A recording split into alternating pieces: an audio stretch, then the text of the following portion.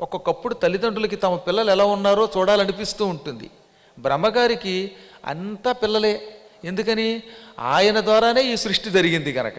అందుకని ఆయన అబ్బాయి ఎన్ని కొండలు సృష్టించాను, ఎన్ని నదులు సృష్టించాను, ఎన్ని రకాల జీవుల్ని సృష్టించాను, వీళ్ళందరినీ నా సంకల్ప బలంతో సృష్టించాను. నా అంత గొప్పవాడు ఎక్కడైనా ఉంటాడా? ఎంత గొప్పది నా సృష్టి అని పాప ఆయన కొంచెం అహంకారం కలిగింది. అప్పుడప్పుడు మనకు కూడా ఈ అహంకారం వస్తూ ఉంటుంది. ఓ 4 రోజులు నలుగురు పొగడగానే అబ్బో నేను ఎంత గొప్పవాడినో అనిపిస్తుందిట. బుల్లి బుల్లి ఉద్యోగాలు చేసుకుంటున్న మనకే ఎంతెంత అహంకారం ఉంటే ఇంకా అంతటి బ్రహ్మదేవుడు ఎంతమందిని సృష్టించిన వాడికి ఎంత అహంకారం ఉండాలి? ఆ అహంకారానికి రజోగుణము అని పేరు. ఈ రజోగుణమే కొంప ముంచుతుంది ఎవరినైనా సరే. నిజానికి బ్రహ్మకి మనకున్నంత దురహంకారం ఉండదు.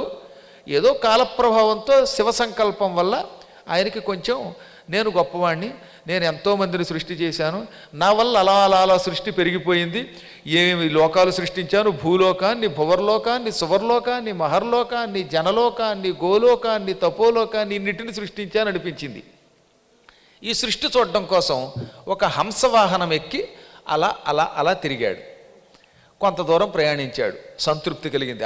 భూలోకంలో చాలా కొండలు ఉన్నాయి, గుట్టలు ఉన్నాయి, నదులు ఉన్నాయి, సరస్సులు ఉన్నాయి, జనం బాగా పెరిగారు, పాములు కనపడుతున్నాయి, పక్షులు కనపడుతున్నాయి, రకరకాల పిట్టలు కనపడుతున్నాయి, ఇవన్నీ సంతోషంగా పెరుగుతున్నాయి. ఇంకా ఇంకా కొత్త వాళ్ళు ఎవరన్నా ఉన్నారా, నేను ఎరగని నా పిల్లలు ఉన్నారా అనుకుంటూ తిరిగి తిరిగి తిరిగి పాల సముద్రం దగ్గరికి వెళ్ళాడు. క్షీరసాగరం చాలా పెద్ద సముద్రం. 7 సముద్రాలలో చాలా విశాలమైన సముద్రం క్షీరసాగరం. క్షీరసాగరంలో ఓ పెద్ద తెల్లని పాము ఒకటి ఉన్నది. ఆదిశేషుడు ఆయనే. ఆదిశేషుడు తెల్లగా ఉంటాడు, 1000 పడగలతో ఉన్నాడు ఆయన. ఆ ఆదిశేషుడి మీద మాత్రం పూర్తిగా నీలంగా ఉన్న ఒక మహాపురుషుడు పడుకునున్నాడు. ఆ మహాపురుషుడిని చూడగానే బ్రహ్మగారికి ఈర్ష్య కలిగింది. ఎవడీతడు? నా సృష్టిలో మనిషిలా కనిపించట్లేదు, కొంచెం అందంగా కూడా ఉన్నాడు అని రవ్వంత ఈర్ష్య వహించాడు. ఎవరికైనా తనకంటే గొప్పవాడిని చూస్తే, తనకంటే బాగా అలంకరించుకున్నవాడిని చూస్తే ఆనందం కలగాలి. వాడిని జ్ఞాని అంటారు. ఎప్పుడన్నా మీరు దృష్టిలో పెట్టుకోండి. భవిష్యత్తులో ఎప్పుడన్నా మీకంటే గొప్పవాడు కనపడితే వినయంగా దండం పెట్టండి. మీకంటే బాగా డబ్బున్నవాడు వస్తే ఆహా అతడు ఎంత అదృష్టవంతుడు, ఇటువంటి పుణ్యాత్ములు లోకంలో ప్రవర్ధమానం అవ్వాలి, నాకంటే అందరూ ధనవంతులు అవ్వాలి, నాకంటే అందరూ విద్యావంతులు అవ్వాలి, నాకంటే అందరూ గొప్పవాళ్ళు అవ్వాలని కోరుకోవాలి తప్ప పక్కవాడికి ప్రమోషన్ వస్తే నీకు మోసం రాకూడదు. ఇది అతి హేయమైన చర్య. ఇప్పుడు చెప్పానుగా, ప్రస్తుతం బ్రహ్మగారు రజోగుణంతో ఉన్నాడు. అందుకనే ఈ పాల సముద్రంలో ఆదిశేషుడి మీద పడుకున్న నీలమేఘఛాయ శరీరుణ్ణి చూడగానే కొంచెం కోపం కలిగింది. వెంటనే దగ్గరకు వచ్చి ఉత్తిష్టోత్తిష్ట హే పుత్ర భద్రం తేస్తు, నీకు శుభం కలుగ్గాక, కుర్రాడా లే నిలబడు, నేను సృష్టికర్తని, మీ తండ్రిని, నిన్ను సృష్టించిన బ్రహ్మనొచ్చాను, దండం పెట్టన్నట్ట. పడుకున్న ఆయనకి ఆశ్చర్యం కలిగింది. ఈ పాటికే మీకు అర్థమైందిగా పడుకున్న ఆయన ఎవరో? ఆయనే శ్రీ మహావిష్ణువు. ఆయన వెంటనే తెల్లబోయి, ఎవరినైనా నువ్వు నన్నే కుమార అంటున్నావు, పైగా నమస్కరించు నీకు శుభం కలుగుతుంది, నీ తండ్రిని అంటున్నావు. ఓరి వెర్రాడా, నువ్వు నా తండ్రివి కాదు, నేనే నీకు తండ్రిని.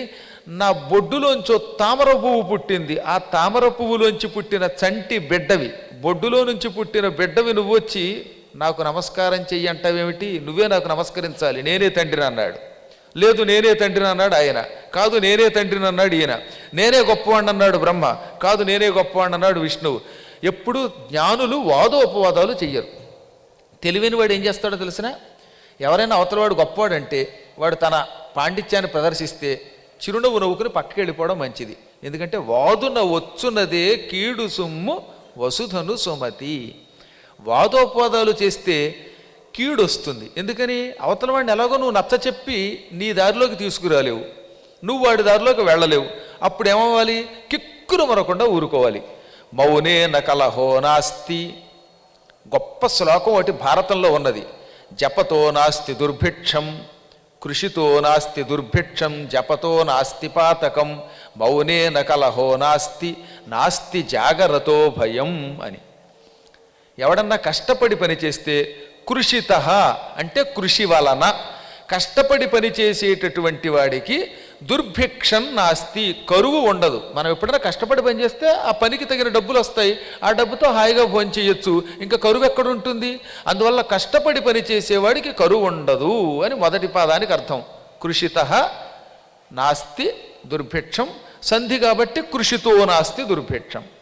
జపతో నాస్తి పాతకం, రోజు ఓం నమశివాయ నమశివాయ అని జపం చెయ్యి, ఏ పాపమైనా పటాపంచలైపోతుంది.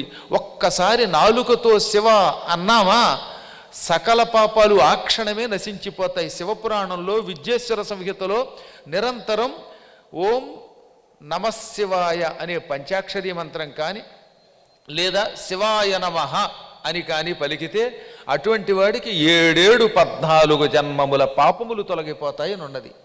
కాబట్టి శివనామస్మరణ రోజు జపం చెయ్యగా ఈ జపము పదే పదే చెయ్యగా సకల పాపాలు ఆ క్షణమే పటాపంచలైపోతాయి. మంచి వెలిగిపోతున్న అగ్నిలో ఒక దూది పెట్టు, ఆ దూది వెంటనే ఏమవుతుంది? కాలి భస్మం అయిపోతుంది. అగ్నిలో పడిన దూది ఎలా కాలి బూడిద అయిపోతుందో నాలుకతో శివనామస్మరణ చేసేవాడి పాపం ఆ విధంగా పటాపంచలైపోతుంది. అందువల్ల జపం చేసేవాడికి పాతకం లేదు.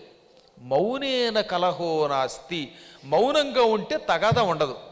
ఎవరికో తెక్కొచ్చి తిట్టాడు, తిట్టినప్పుడు నువ్వు కూడా వాడు సొంట అనగానే నువ్వు సొంటవి అన్నావంటే ఇంక అక్కడి నుంచి తంటా వస్తుంది, ఇద్దరు కొట్టుకు తెచ్చిపోతారు, మంట వస్తుంది. అదే వాడు సొంట అంటే నవ్వుతూ పక్కకి వెళ్ళిపోండి, ఇంక వాడేం చేస్తాడు?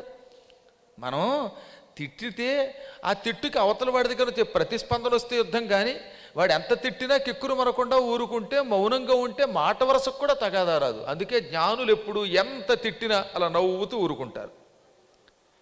ఎవరన్నా మనల్ని తిడితే అప్పుడు వెంటనే ఏమనుకోవాలో తెలుసా?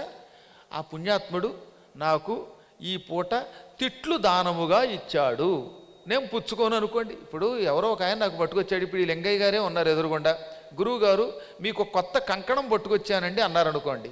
ఆ కంకణం పట్టుకొచ్చి నా చేతిలో పెట్టారు, నేను పుచ్చుకుంటే కంకణం నాది, నాకు వద్దు లింగయ్య గారు మీ సువర్ణ కంకణం మీరే పట్టుకుపోండి అన్నానంటే అప్పుడు ఆ కంకణం ఏమవుతుంది? పుచ్చుకోలేదు కనుక అయింది. ఇప్పుడు ఆయన కంకణం బదులుగా తిట్లు ఇచ్చారు అనుకుందాం, మనం కూడా పుచ్చుకోకుండా ఊరుకుంటే ఆ తిట్లు ఆయనకే వెళ్ళిపోతాయి. అందుకని జ్ఞానులు ఎప్పుడు ఎవడైనా తిడితే కిక్కురు మరకుండా ఊరుకుంటారు, అస్సలు స్పందించరు. స్పందించకపోతే వాళ్ళ తిట్లు వాళ్ళకే వెళ్ళిపోతాయి. ఈ రోజు నుంచి మీరు పిల్లలు మరింత జాగ్రత్తగా అది గ్రహించండి. పక్కవాడు మిమ్మల్ని తెగ తిట్టేస్తే మీరు నవ్వారంటే వాడి తిట్లు వాడే కొట్టేస్తాయి. వాడిని వాడే తిట్టుకుంటున్నప్పుడు మనకెందుకు భయం? ఒకప్పుడు అలాగే జరిగింది. నిర్మల భాషిత శోభిత